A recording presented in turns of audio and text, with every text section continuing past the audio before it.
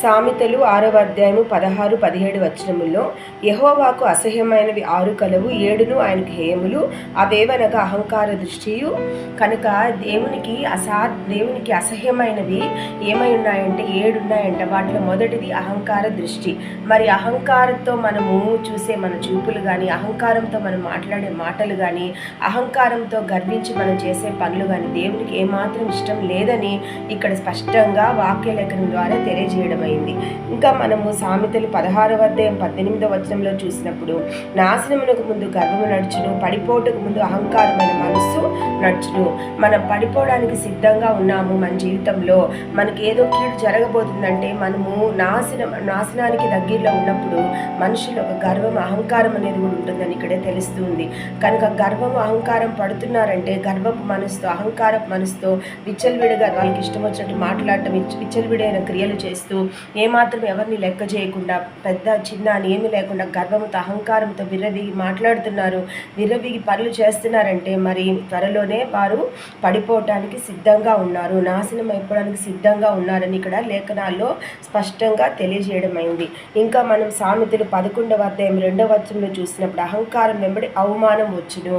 కనుక అహంకారం వల్ల మనకు మంచి జరిగేది ఏమీ లేదు, కానీ దానివల్ల మనకు అవమానమే వస్తుంది. అలాగే సామెతలు 29వ అధ్యాయం 23వ వచనములో, ఎవరి గర్వం వాడిని తగ్గించు, వినయ మనస్కుడు గంటనెందును.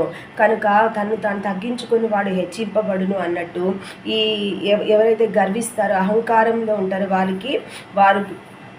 వారు తగ్గింపబడతారే కానీ హెచ్చింపబడే స్థితి అనేది వాళ్ళకి ఉండదని చెప్తున్నారు. అలాగే యెషయా 2వ అధ్యాయం 12వ వచనములో, ప్రతిదానికి అహంకార అతిశయము గల ప్రతిదానికి, ఔన్నత్యము గల ప్రతిదానికి విమర్శించు దినం ఒకటి, సైన్యములకు అధిపతి యెహోవా సెలవిచ్చుచున్నాడు. కనుక కొంతమంది ఏమనుకుంటారంటే, ఇంకా మన సామెతలు 10:4లో చూసినప్పుడు, దుష్టులు పొగరెక్కి యెహోవా విచారణ చేయడను కొందరు. కనుక దుష్టులు ఏమనుకుంటారంటే, మరి గర్వంగా, అహంకారంగా మాట్లాడి గర్వ పనులు చేసేటప్పుడు దేవుడు ఎక్కడున్నాడులే, దేవుడు లేడని బుద్ధిహీనులు అనుకుంటూ వాళ్ళు విచ్చలవిడిగా ప్రవర్తించినప్పుడు మరొక రోజుకి తీర్పు అనేది ఉంటుందని అని వాళ్ళు ఏమాత్రం లెక్క చేయకుండా వాళ్ళు ఇష్టకొచ్చినట్టు గర్వంతో, అహంకారం ప్రవర్తిస్తారు, కానీ ప్రతి ఒక్కరికి తీర్పు ఉందని ఇక్కడ తెలియజేయడం అయింది.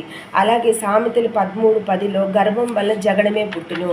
సో గర్వం వల్ల మనం గర్వంగా, అహంకారంగా ఇతరులతో మాట్లాడటం వల్ల వాళ్ళతో మనస్పర్ధలు వస్తాయి, మరి వారితో జగడమే పుడుతుంది, కానీ మనకు మంచి జరిగేది ఏమీ ఉండదు, సంధి అనేది అస్సలకే ఉండదన్నమాట.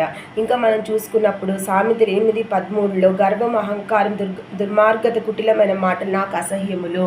కాబట్టి దేవుడు ఇక్కడ చెప్తున్నాడు, ఇటువంటి మాటలు, అహంకారమైన మాటలు, దుర్మార్గ మాటలు నాకు ఏమాత్రం ఇష్టం లేదు, నాకు అసహ్యం.